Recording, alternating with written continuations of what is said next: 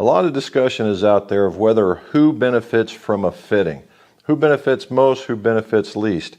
I just say who benefits. Let's talk about fitting a low handicapper next.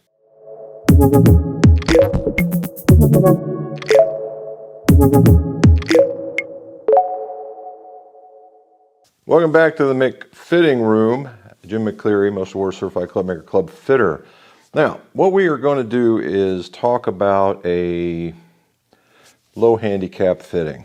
All right, so for guys that do fittings, and if you're out there and you talk to, if you're in a group and there's a significant difference in handicaps, difference between a guy that doesn't break 100, a guy that doesn't break 90, a guy that doesn't break 80, and a guy that plays scratch. The vocabulary is different, and better fitters can pick up on that just right away. And that's where that comes in. So here as of late, I had a zero handicapper come in. It was a long drive guy, nice enough guy. Locally, he's been winning everything he looks at. And he's now getting serious, and he wants to get ready for a try at the tours, right? And that's a long road to hoe, right? That is an extraordinarily long road to hoe. But I believe he's got the right attitude for it. So what happened? Well, unlike, there's a series of golfers out there, even at the professional level, at the medium level, that kind of stuff. People are either gearheads or they're swing heads, or they're just give me a club and let me go out and play. And it's kind of funny to see each one and discuss to these different people. And it's at each level that these people exist. And it's really kind of fun to find out who's who. Now, in this particular instance, he just wanted his gear to match him as much as he possibly could.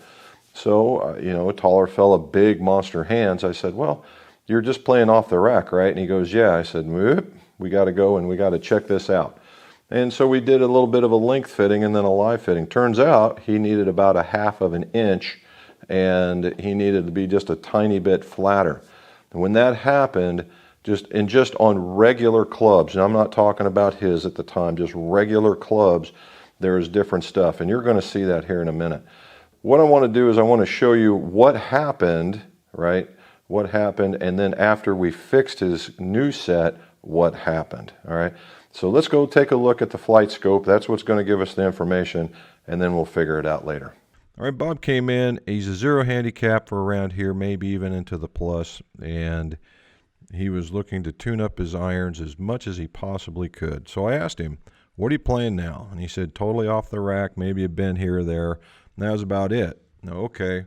And so it just goes to tell you, even the best have athletic ability. They can get around certain, things that could be a little bit off. But we're wanting to tweak it so that there's no more, I've got to be in this position, I've got to do that. You just walk up and hit. And that's what we were going for. And so I said, well, we probably want to do this a little bit better in the way we need to figure out what your right length is, because he was a taller guy. So as you can see, we started out with these are 6-iron lengths that we started out standard and then went to a half-inch longer. And then we realized that we were getting really, really good quality of hits, but he was into the heels, so we bent it down just a little bit flatter, and then we stepped him up to his and what he just bought, because he bought a set of Mizuno Tours with the S-Taper 120 pluses in it. And what that means, it's going to play way high in the range. And these things were really, really stiff because it's a butt stiff profile. Now, so what you see is that standard length, and this is after a handful of hits, and we'll see where they landed. And the big thing here is quality of hit, right? He was deep into the heel, and he just couldn't quite get it out.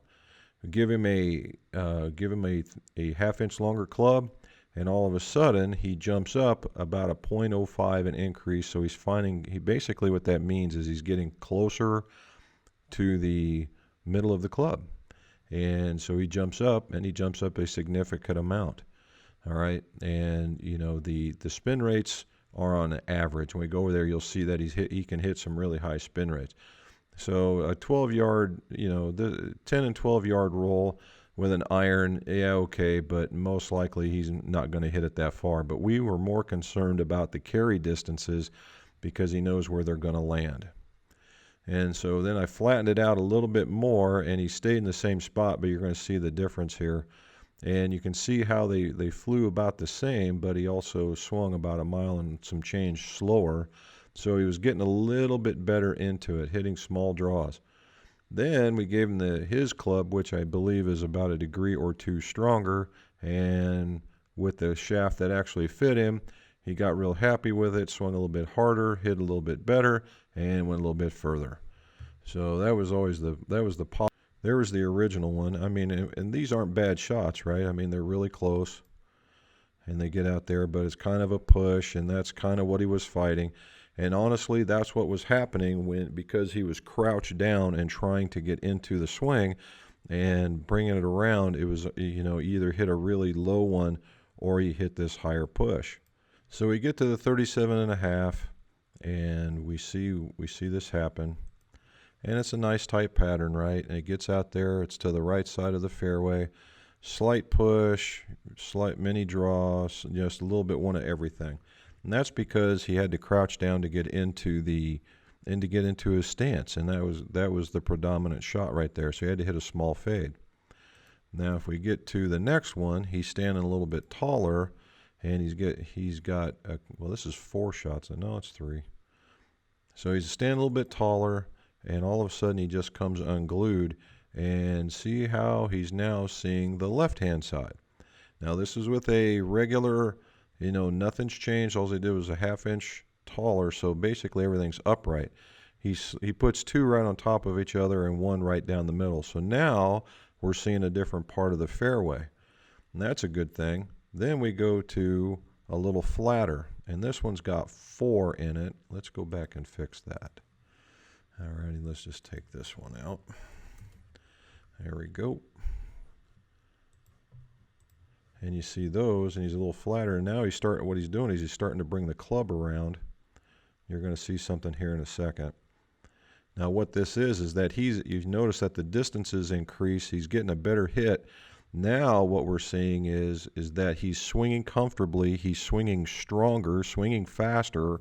And now we need to bring him back. We went from the right to the left. Now we need to bring him back with the stiffness of the club, which becomes the Mizuno. And then we see this one go, and now he's a little longer, or he's a flatter for sure. We got him going right where he wants to go, and that's where he's sitting. So if we look at it, so here's the first set. It's not a bad little pattern, right? And then we go a little bit longer. He's a little bit longer, but he's left one there, one there, one there. Still able to get through it. Get a little flatter. He's still in that same area. We give him another club that he's used to, a little bit stronger, and there he is. Now, what happens is that, all right, so now what we see here is when we get to a 7-iron, now this is a 7-iron, and he hit 5 or 6 shots. He just jumped out of the car and hit it for me just to see what he could do. And as you can see, now we're talking about much better spin rates, decent qualities of hit, and he's going to be, just inside about 20 yards behind the club. This has got a few extra shots in it. So he's hitting it better, basically. He's hitting it straight where he wanted to go.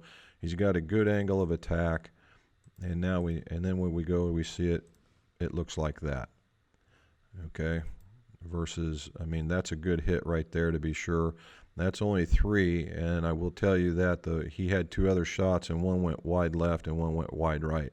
We kept it there just to show him that was the shaft of choice that he needed. You see how all that changes. So now he's hunting the right part of the fairway now. He likes the way that they feel. They looked pretty good. He's hitting it well, and he's actually getting through the club. If you look at this, look at how this is working out. See how that nice tight lines right there? Nice tight lines right there. So the weight's working for him, right? That was the 38-inch. These are all, you see how it just, and all of a sudden there's the one that's out. It's just amazing how just a 1/2 inch will change all of that. So that's what we're trying to talk to you about, is that You know, when you, a little bit of tweak, a little bit of length, a little bit of flight, and you can just do all kinds of good once the club is underneath of you. And that's where we're at. So he gained a club. He's hitting it better. We expect to see some really good things out of him. So there you go, right? Even for a guy that right now in this very current set of clubs is shooting low and making tight spots, that, you know, even a half of an inch in a little bit of a lie angle change and the right shaft now, because the shaft we put in there, or they had put in there, was purely a lucky guess on their part, but it was a good one, right? And you get that every once in a while. The shaft that's in there is the dollar taper, and for the way that he was swinging, this is a really, really good shaft. Putting in the Mizuno Tours, you know, and they're also about just a degree stronger. But he's talking about, when we did this, I had him hitting his 7-iron, and I said, well, what kind of numbers are these for you? And he said, this is the kind of numbers I see with my 6-iron, only when I'm jumping on it. And he was just swinging super nice. He was controlling flight. He was hitting high spin ones, you know, low penetrating shots with medium type spins. He was really getting onto it. So it's funny when you see these guys, even at the 0, they turn around with a big smile on their face. That's really the fun part about doing this. So, can a high handicapper benefit from a fitting? You bet. You know, everybody asks if the low handicapper can benefit from the fitting. I'm guessing you're seeing the answer to that is yes as well. So as always, guys, let's see your scores go low.